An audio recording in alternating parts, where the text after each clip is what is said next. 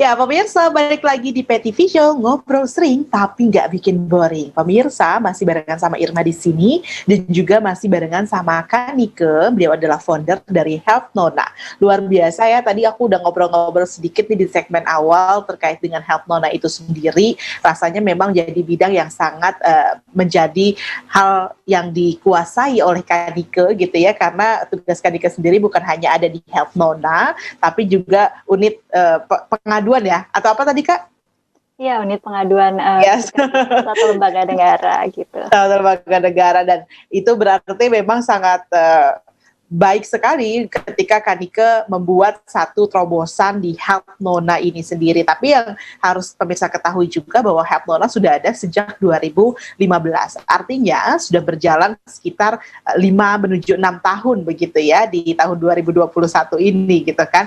Dimana saya yakin banyak sekali tentunya hal-hal yang sudah dilakukan oleh Health Nona itu sendiri. Boleh diceritakan dong Kak, seperti apa sih kegiatan di Health Nona itu sendiri dari awal sampai dengan sekarang, seperti apa perkembangannya? Iya, oke. Di Health Nona sendiri kita berfokus pada dua hal ya, dari online-nya juga dan dari offline-nya juga. Jadi kalau misalnya dari online, tentunya kita awalnya memang membuat website ya. Di website itu memang kita membuat info-kit tentang isu penghapusan kekerasan berbasis gender. Nah, setelah itu kita juga membuat diskusi kasus gitu. Jadi kita menerima diskusi kasus secara online untuk teman-teman yang punya pengalaman kekerasan berbasis gender online. Dan setelah itu kita juga secara offline-nya nih secara reguler mengadakan workshop secara langsung ya, sebelum akhirnya ada pandemi. Tentunya akhirnya kita perlu ada perubahan, sehingga akhirnya pun workshop itu kita rubah mekanismenya jadi seri diskusi online, jadi webinar, seperti itu. Oke, berarti kegiatannya adalah dengan diskusi-diskusi dan juga tadi ya menerima pengaduan juga gitu ya dari para korban. Ini juga dibuka gitu ya untuk di Health Nona sendiri ya kan? Kalau di Health Nona sebenarnya kita sistemnya bukan lembaga layanan, dalam arti kita bukan seperti lembaga bantuan hukum yang misalnya dia memberikan dampingan gitu ya, atau konsultasi hukum atau mediasi. Nah, karena Health Nona sendiri adalah komunitas, kita sistemnya lebih pada diskusi dan menginformasikan lembaga layanan sih, sesuai dengan harapan dan kebutuhannya seperti apa. Tapi memang di Desember ini kita sempat, karena kondisi pandemi juga, membuka konseling online langsung dengan psikolog sih, tapi saat ini lagi ditutup. Sekarang sih kita lagi ada program namanya kelas dukungan, jadi akan lebih fokus pada bagaimana sih kita menjadi support system yang baik. Jadi nanti kita mengundang para expert untuk saling diskusi nih, dari perspektif hukumnya misalnya, psikologinya, dari perspektif kesehatan reproduksi, itu gimana sih kalau misalnya kita pengen jadi support system yang baik untuk teman-teman penyintas atau korban kekerasan berbasis gender di lingkungan sekitar kita gitu.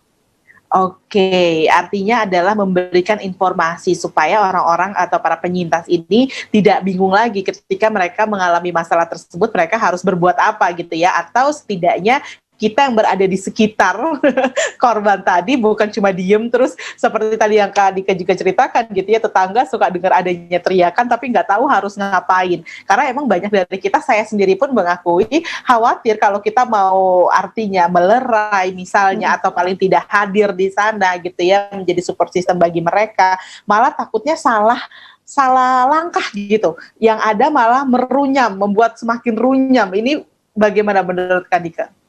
Iya, betul.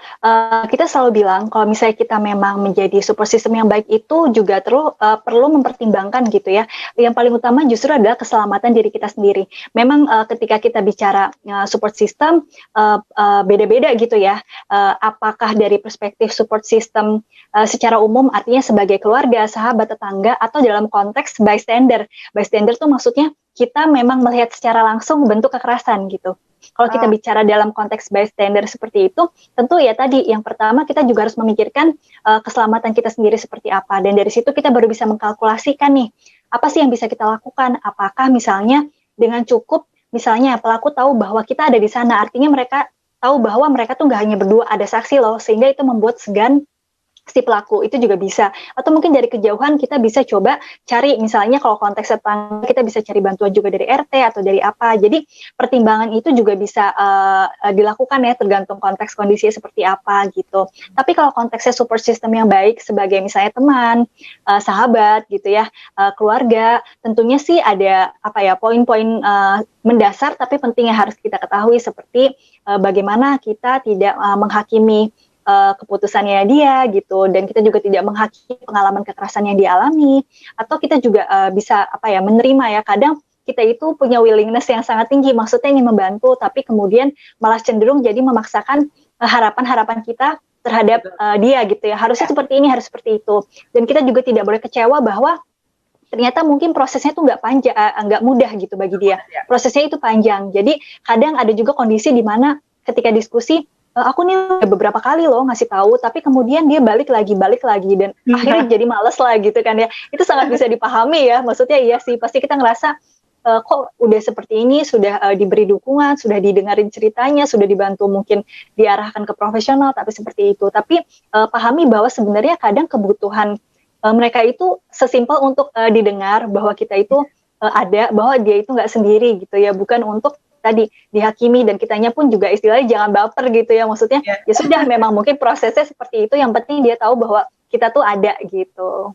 Betul sekali, karena jangan sampai kemudian nantinya kita bukan hanya sekedar tidak ingin mendengarkan ya, bukan ya tidak ingin, artinya kita lelah untuk mendengarkan, sekaligus kita justru lebih banyak menaruh harapan, sementara dirinya sendiri saja sedang mencari jati diri. Nah ini pemirsa yang seharusnya tertanam dalam diri kita semua, bahwa saat kita ingin menjadi seseorang yang baik bagi orang lain adalah bukan memberikan standar diri kita kepada orang lain, atau memberikan apa yang bisa kita lakukan, tapi kita seharusnya mensupport apa yang bisa mereka lakukan gitu ya Kak Nike ya. Ini benar-benar pelajaran banget sih, semoga jadi ingatan bagi kita semua juga, karena kadang-kadang kita lupa nih, apalagi perempuan biasanya kan sering banget nih saling-saling cerita gitu ya, curhat-curhat gitu, kita malah udah kayak gue capek deh dengerin kamu ngomong, masalahnya itu lagi, gitu lagi.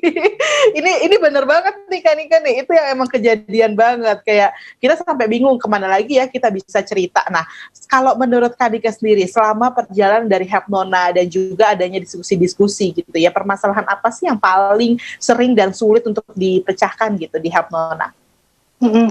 Untuk bentuk permasalahan seperti yang tadi aku sempat cerita ya, yang memang emerging atau yang sekarang jadi banyak meningkat, tentunya kekerasan berbasis gender online itu gitu.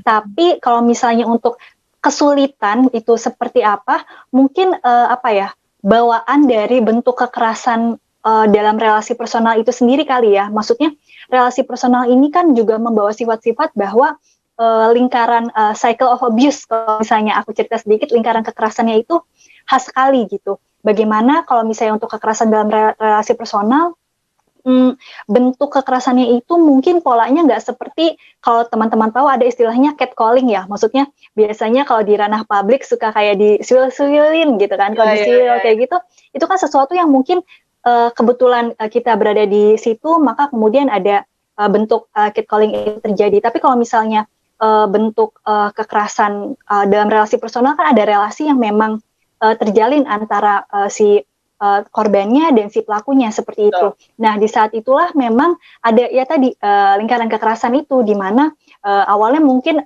fasenya bulan madu gitu ya, nyaman, baik, bahagia, lalu lama-lama setelah itu ada fase ketegangan nih, mulai ada bentuk-bentuk ya perbedaan pendapat, udah mulai meningkat nih ketegangan di antara berdua, lalu akhirnya ada namanya fase kekerasan.